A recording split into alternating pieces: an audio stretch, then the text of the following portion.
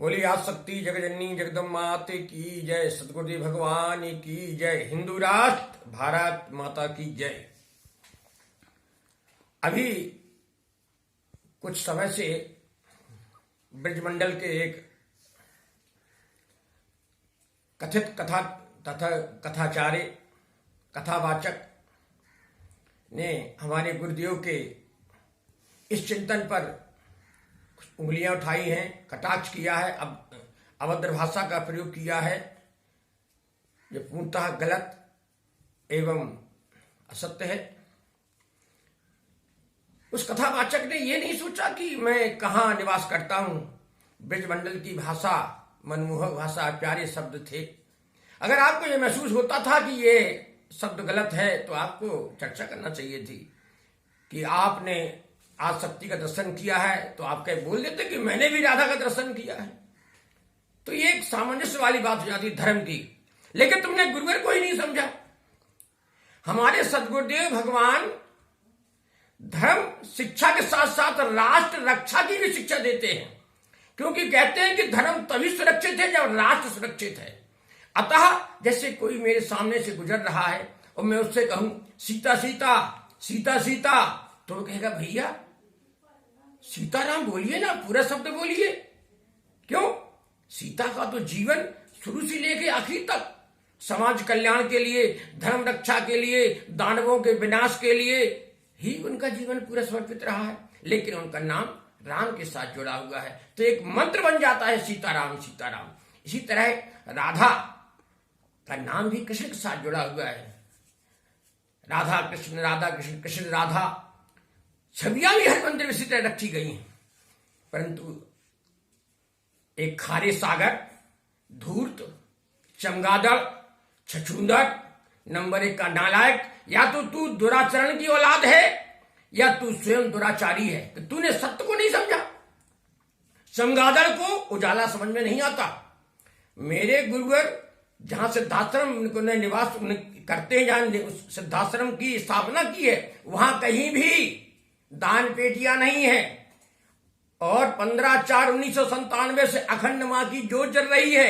अखंड दुर्गा चालीसा का पाठ चल रहा है। हजारों लोग आते हैं, निःशुल्क भोजन करते हैं, वहां निवास करते हैं, कोई रसीद नहीं कटती और वहां पर सबको मिलने का अवसर मिलता है बिना किसी भेदभाव के।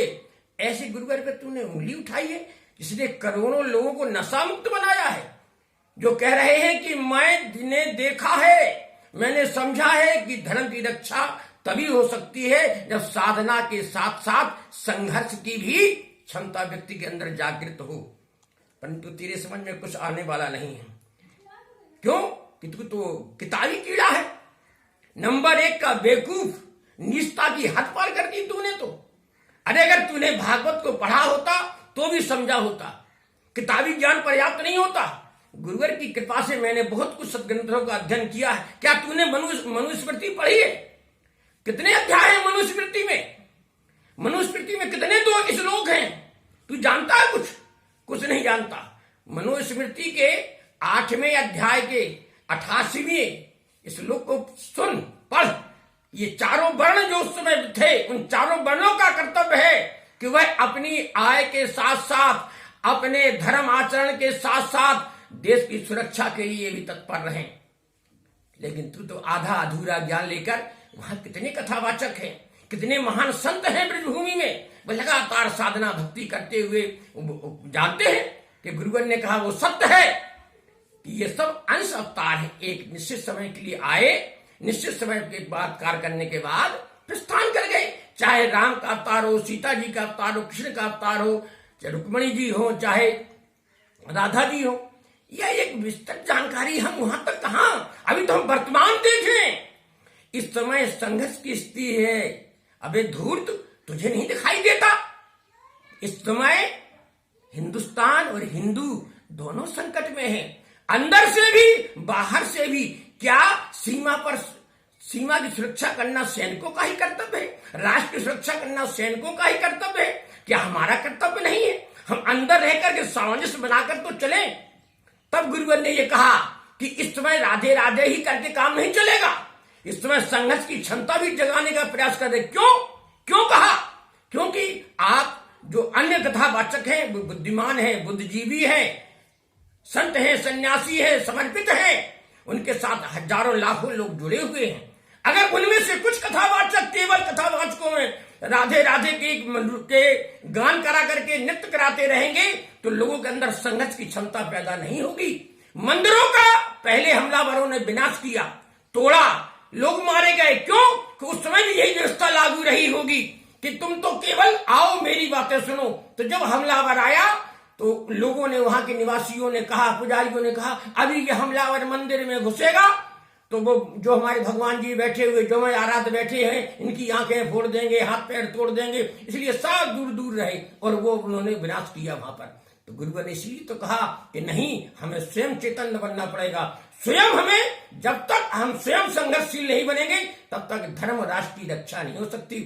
अबे धूर्त, नीच, तू उस एक पत्रिका की चर्चा कर रहा है, इस पत्रिका का नाम कीर्ति क्रांति नाम की पत्रिका की बात कर रहा है तू, कि उसमें ऐसा छपा है। अबे नालायक, वो पत्रिका गुरुजी के बड़े भाई की हत्या के आरोपियों ने एक ही संस्करण छापा और उसमें अपशब्द, कई तरह के असत्य बातों का समावेश किया। उसके संबंध में उन पर मुकदमा दर्ज हुआ, अभी भी मुकदमा दर्ज है, चल रहा है। और गुरुवर ने ये भी घोषणा की थी उसी समय, उसी पत्रिका के संबंध में, कि इसमें जो शब्द लिखे हैं, जो बातें लिखी हैं, जो घटनाएं लिखी हैं, एक भी चीज को अगर सत्यापित कर दिया जाए, कोई व्यक्ति उसे 1 करोड़ का इनाम दिया जाएगा। किसी ने उसमें लिखी गई एक भी बात सत्यापित नहीं की और तूने उसी का बहाना लगा करके फिर भी बात की। तेरे खिलाफ भी इसी पत्रिका के संबंध में तूने जो प्रयास किया है बताने का, तेरे खिलाफ भी मुकदमा दर्ज होगा। कैसा साधक है तू साधक तो है ही नहीं। अबे उल्लू की औलाद, अगर तू साधक होता, लेकिन तेरे अंदर सारी नीचता बनी हुई है। तेरा जो नाम है ना, तू तो खारा सागर है। तेरे अंदर बुद्धि की एक भी लम्हा, एक पल, एक अंश भी तेरे अंदर नहीं।